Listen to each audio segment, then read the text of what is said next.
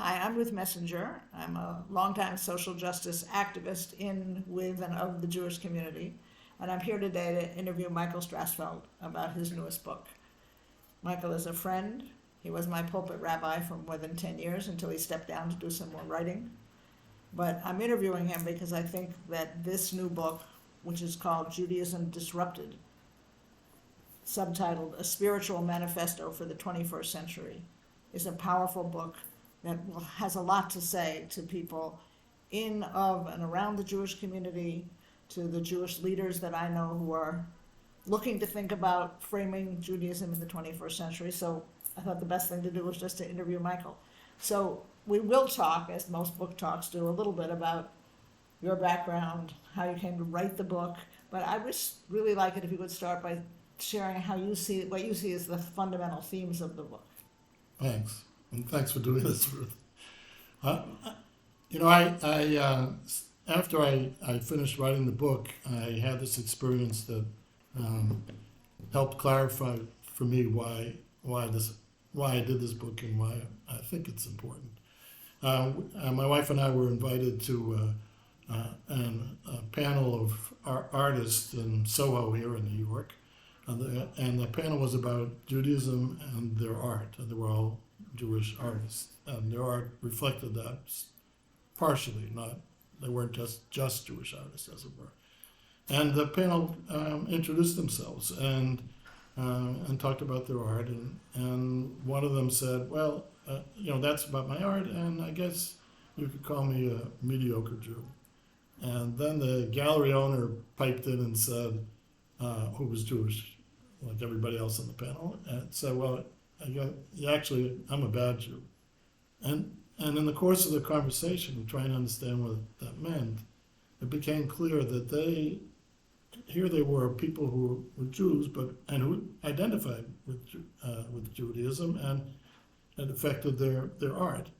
But they thought that being a good Jew meant such things as believing in God, keeping kosher, the Jewish dietary laws, and going to shul, going to synagogue regularly. And they did none of those things, and didn't know how to do any of those things, and weren't even sure if they actually went to a synagogue that they would be welcomed or even allowed in if they weren't a member.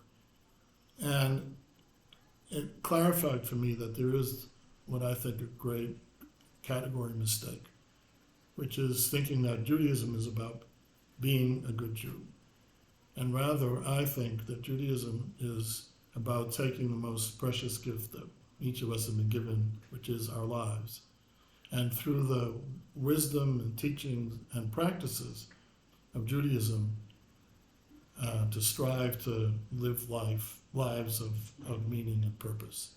And in that sense, that's what the book is about, is trying to suggest that actually within Judaism there's a lot of wisdom, not answers, but certainly wisdom and practices to help you live a life.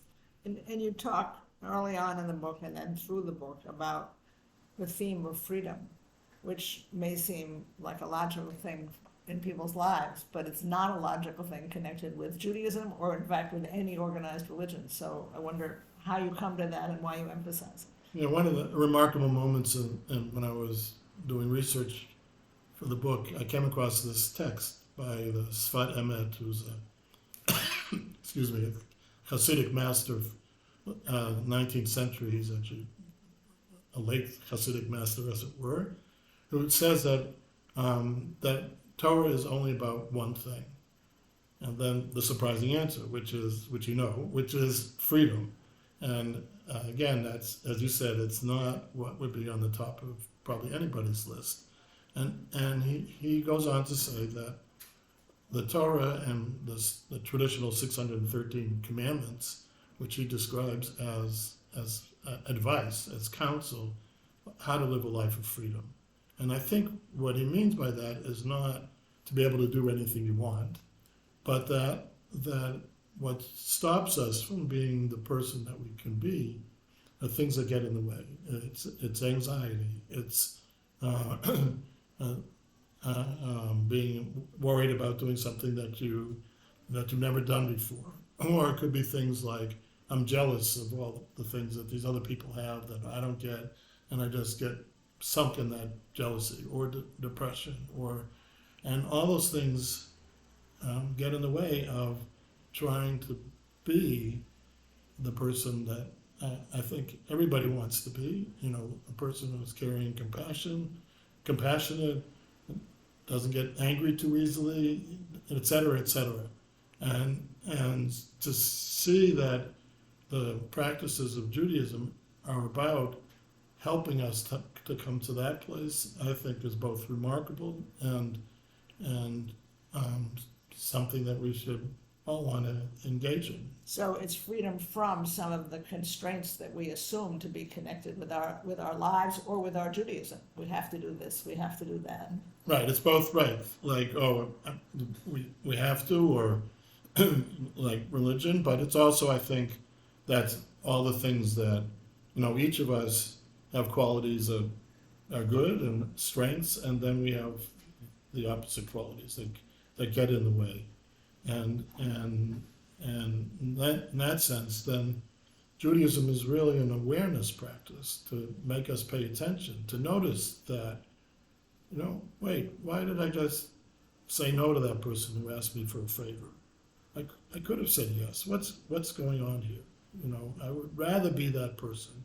And what gets in the way? So what are the things that?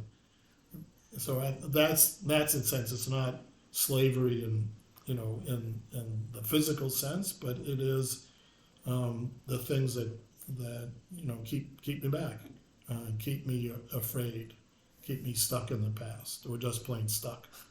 So when you use the title, which hopefully is meant to be a little provocative, Judaism Disrupted, explain a little bit about what it is you want to disrupt.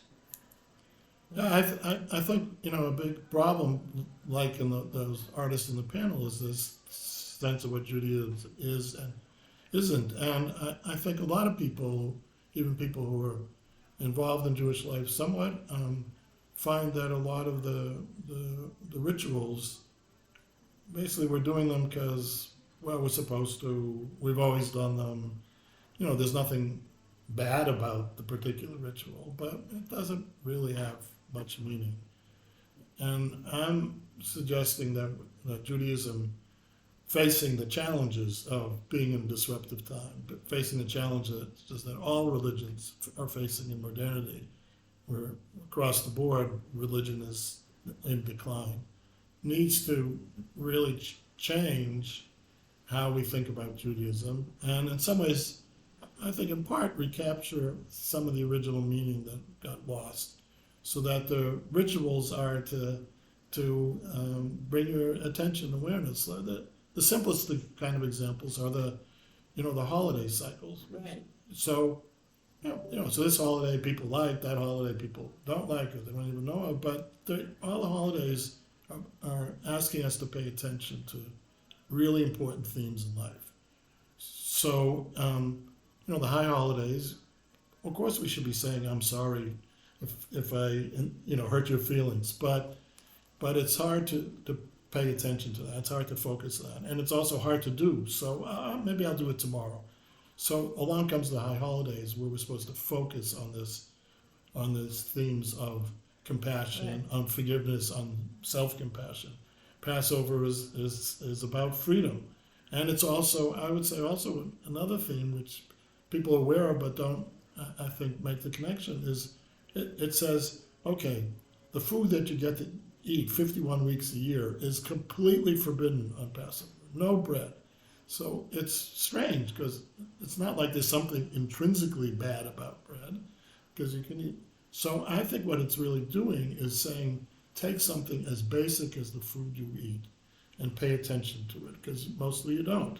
And many of us struggle with issues around food. And so it's okay, pay attention to what you're eating, how you're eating. Are you trying to get something from food, which you're never going to get, right? You're never going to get happiness from finishing that bag of potato chips. You usually get the opposite. But that's an important part of life. So spend some time focusing on that, and perhaps, hopefully, you'll come to a healthier relationship, or understand practices, whether it's saying, being grateful before you eat, striving for satisfaction after you've finished eating. So surrounding this act that all of us do every day, many times a day, with a spiritual practice that hopefully will be not just a physical benefit to you, but a spiritual benefit. Yeah, although, you and I were talking about this the other day about leading a life with more attention to gratitude. And I sent you a reference to an article in the New York Times that said people who are more grateful live longer. Right. Right. So, look, I think it's, I say at some point, like, look, we don't fully have control of our lives, obviously, and our experience. But how we react to it, can create a place of, mostly unhappiness or some sense of satisfaction, of pleasure, of even happiness. Not all the time, but that's what it should be about. Okay, Michael, being me, I have to ask you about one particular theme in the book, which is about social justice, because it's how I see and live my Judaism. And I'm often in conversations where people are like, oh no, it's either about spirituality or it's about social justice. It can't be about both. Yeah, I think, that's a complete, well, I don't like to say it's a mistake, but it's a mistake. That is, first of all, I think that social justice is intrinsic to Judaism, going back to the moment with Abraham, stands up to God and says, aren't you going to do justice? And that follows God saying, oh, I should tell Abraham what it's all about, that it's about tzedek and mishpat, that what it means to God's way is doing justice. And I think bringing a spiritual orientation to the hard work of social justice, I think is helpful to people.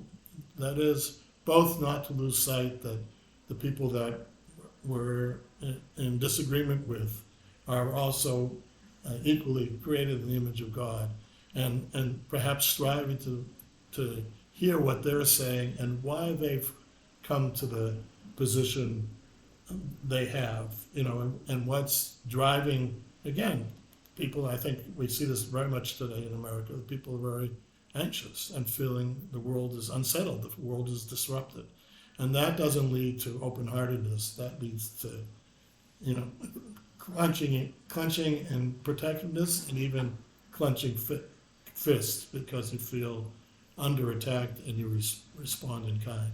And, I'm encouraging people to take a moment each morning to have a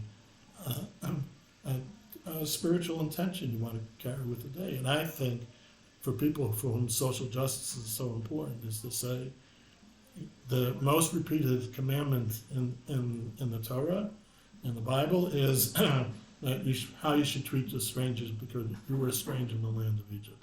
And if you took that intention with you, right, and it's an interesting commandment because it isn't therefore do X, Y, and Z. No, it's therefore this is how you, whenever you come into contact with that question in your life, oh, I have to remember this, and now remembering that about how to treat the stranger, how do I react to the specific moment, to the specific issue, in a way that feels it's responding to that vision of what Judaism is fundamentally about. So audiences, we know one audience is the people who walk around all the time saying, I'm a mediocre Jew, I'm not a Jew, I don't do what my grandmother said. But who else do you hope will take hold of this, in whole or in part, and have it influence their lives? I think it's broadly everybody, in the sense of, I think the main, as you say, the main group is people who think there's not much there, and I'm saying, no, there's actually a lot there. And I think it's also true for people who are involved in Jewish life, who participate, but wonder about, gee, is this really what I want to be? Am I doing it just because I'm doing it? or particular activities. We'll say like, I don't know, like I go to services and I'm See, I not think sure. that's an important audience, because those people are doing a Judaism. It may have some meaning for them, but they certainly don't associate it with the notion of freedom and new thinking and being able to disrupt and reorient. Right. So I think, and I think it's good to be challenged. And look, I think, and one of the important points in the book I haven't mentioned yet is that I think the form of Judaism is very different than Rabbinic Judaism in the sense that Rabbinic Judaism, which separated things into dualities, kosher, not kosher, men, women, etc., and we want a world that's more inclusive, and in fact, we want to live in an open society, which therefore we need a Judaism that's permeable, that's really open to the world outside, which actually is now no longer outside. It's inside, just both the way we live our lives, but also because increasingly the majority of Jewish families have people who are part of their family who are not Jews, or didn't grow up Jewish. And we want them to at least love Judaism and perhaps think about being Jewish, and there are 1,000 ways for them to do that. Right, and I think they can respond to some of these practices and say, oh, well, yes, it is good to think about freedom. It is good to think about satisfaction, and maybe there's a practice within the tradition they grew up in that encourages that, and they'll say, yeah, I really want to take that back, or I'll say, I'll borrow this, or I'll adapt from this, because these are all spiritual qualities that This whole notion of build it yourself seems to me to be a lot of who you are and what you've been writing for a long time, because you wrote the Jewish catalog, you wrote a Haggadah called The Night of Questions. It's about people rethinking themselves. So how do you come to all of this? Well, In what sense? in one sense. So I grew up in a modern Orthodox home. So I grew up with modern Orthodoxy. My journey has clearly taken me far from that. But fundamentally, I believe that Judaism continues to evolve and needs to evolve to face new challenges and new ways of thinking. And I think that is very necessary if Judaism is going to not just survive, but to really thrive and continue to contribute to the world's wisdom and move us slowly closer to a world where everyone will sit under their fig tree or whatever tree, and nobody shall make them afraid. Not be afraid. Okay, so it's Judaism Disrupted by Rabbi Michael Strassfeld. I'm the shameless promoter here. Hope you'll all buy it and enjoy it. And you can, the publisher is Ben Yehuda Press, but you can just Google Judaism Disrupted. You can see Amazon and Barnes and Nobles and lots of other places sell the book. And if you want to know more about the book, my website, michaelstrassfeld.com. If it's hard to remember that name, Google Judaism Disrupted and you get the name. It's much easier to remember or to spell. And you can find out more about the book, and I have a weekly newsletter, free newsletter that you can subscribe to. So thank you for listening, and we both wish everyone well and goodness. In troubled times. And yes, in troubled times. Thank you, Michael. Thank you, Ruth. 19 minutes. Big talk. That was great.